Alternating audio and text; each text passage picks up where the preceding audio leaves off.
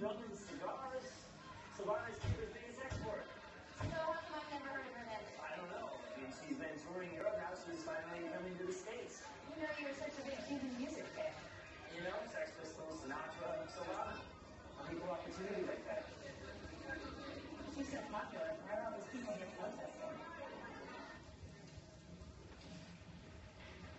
I'm very sorry for your loss, Miss Quinn. Good. Part of me is dead. I do have to ask you some questions. I'm sorry. I understand. I know that you and your manager found your sister Martha, right? Was there anyone else backstage, anyone that didn't belong? No, just us. When was the last time you saw Martha? Yesterday, we had lunch. Then she went shopping. Shopping? Adoptados wardrobe for the show. She made all of my costumes. My whole life she's taking care of me.